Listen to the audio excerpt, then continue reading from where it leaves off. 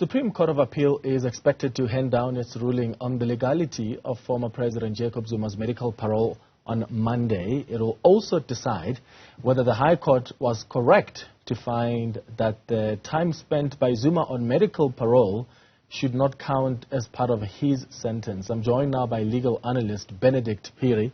Benedict, thank you for making time. How significant is this judgment in the Supreme Court of Appeal tomorrow, given that the former president has now actually officially been released on parole?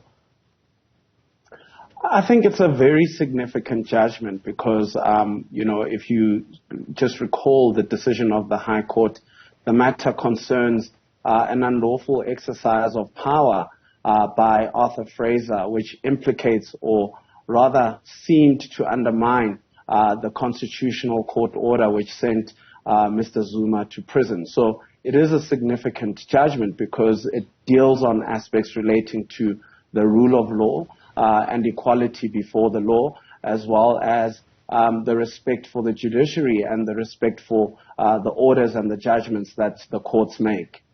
Mm-hmm. What arguments did Zuma's legal team advance when they were trying to appeal that High Court ruling in the SCA? Zuma's legal team essentially made the argument that Arthur Fraser was empowered to overrule the Medical Parole Advisory Board, and also, assuming that, he was properly empowered to do so, he took the relevant considerations into account, meaning that he took Dr. Mafe's medical report as an indication that Dr. Zuma was eligible for medical parole. Obviously, the Helen Suzman Foundation and the DA argued the opposite, to say the Correctional Services Act did not empower Arthur Fraser to make that decision, and also he took irrelevant considerations. You'll recall that some of the reasons that Arthur Fraser gave was the risk of unrest, the fact that Mr. Zuma was old, etc., which were not reasons to be taken into consideration in the granting of medical parole.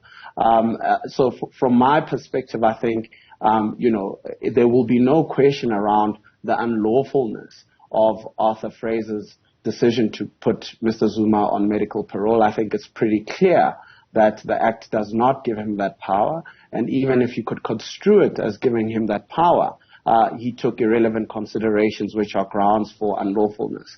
Really, the question is then, what is meant to be the just and equitable order that the court should give in these particular circumstances? And I think you'll see a detailed exposition tomorrow relating to what would be just and equitable in this particular instance. Yeah, and I think a lot of clarity as well around whether or not the Commission of the Correctional Services the department can override the Medical Parole Advisory Board's recommendation. And I wonder because I remember Justice Nambita Dambuza asked some really critical probing questions around the advisory board, and she asked why members of parliament would make these lengthy efforts to establish statutory bodies like the Medical Parole Advisory Board only for the commissioner to disregard its decisions, because it was the appeals board that ruled there were no grounds to release Zuma on medical parole, and for some reason Arthur Fraser, as commissioner, felt I can actually override that. I can consider the report and then still make my own decision. Yeah, and I think that is a necessary clarity because you will recall that these amendments to the Correctional Services Act came about as a result of abuses of the medical parole system and gaming the system that we know some of the high-profile cases like Shabir Sheikh that occurred in the past. So, Parliament put this Medical Parole Advisory Board for that very reason, so that there would be no further abuses and that the question of whether a person was terminally ill or was so physically incapacitated that, he needed to be released outside of the prison system, it needed to be made by a board comprising medical specialists who would consider all the relevant reports that would be necessary into making that decision. And that decision is actually made on majority by that particular board. And one of the doctors that actually examined Mr. Zuma was part of that particular board. And, even though his view was in the minority, the majority held. So if you take into context the history of the legislation and what it is intended to do, what Arthur Fraser did is actually set us back many years and put us back into a system which can be gamed by those that have the ability to game it.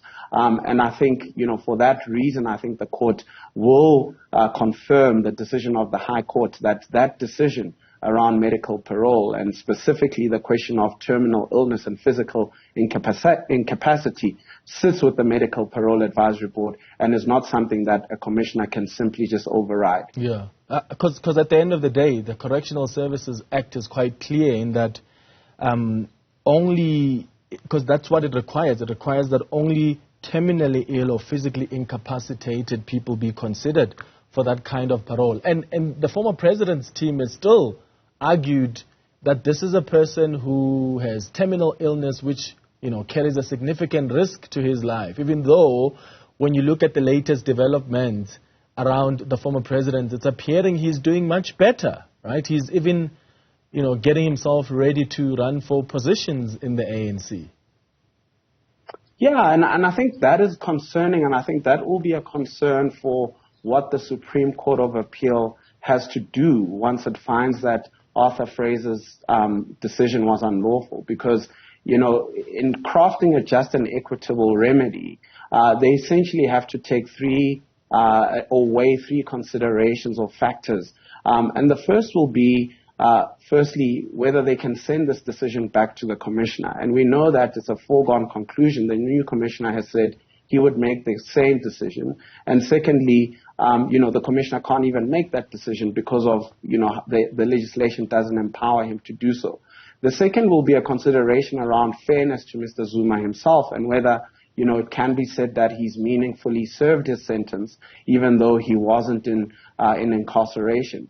And I think the third one, which is really, for me, the most important, will be, the implication on the Constitution and the rule of law itself. And I think here the court will have to weigh two things. First, it will be that there is a constitutional court order that sent Mr. Zuma, to jail and said he must be incarcerated for 15 months. And effectively what Arthur Fraser did was to undermine that and really put the cat amongst the pigeons around questions around equality before the law, the rule of law, supremacy of the Constitution, etc. And the second is also, the medical parole scheme, which you're alluding to, that the legislature went to lengths to put this entire scheme so that we could have a lawful and fair and equitable regime around medical parole, which is being undermined here. So, that will be the interesting part of the order tomorrow, because the court will weigh all of those factors up in determining whether Mr. Zuma goes back to jail or, it's considered that he's actually served his sentence and finished it, and what will the implication and how does that leave questions on the rule of law. Yeah. So lastly then, tomorrow, when the Supreme Court of Appeal presents that judgment, what do you think would be the consequence on the part of the former president if the CSA actually upholds the decision of the High Court? Because the question here, is when the former president was serving part of that jail term from home after being released on medical parole, if it's found that that decision was irrational indeed, do you see the former president being sent back to finish off? Because that was the contentious issue, right? Whether should we even count, what he was able to serve while he was on medical parole? It's really, really hard to predict what the Supreme Court of Appeal will do in this particular instance. But I would think, a pragmatic solution that gives effect to the rule of law would probably see the Supreme Court of Appeal sending him back to jail because he would be eligible to apply for parole anyway. Yeah. So, if he went back to jail, I have no doubt that he'd apply for parole immediately on the granting of that order and judgment tomorrow. So from my perspective, that would probably be the most pragmatic solution, which would uphold the rule of law. But, it is very difficult to assess it is quite a complex matter, and I really can't predict what will happen tomorrow. Yeah, listen, none of us can, and we'll wait to hear that guidance from the Supreme Court of Appeals. Thank you for making time for us, Benedict Phiri, live to us here on Newsfeed PM.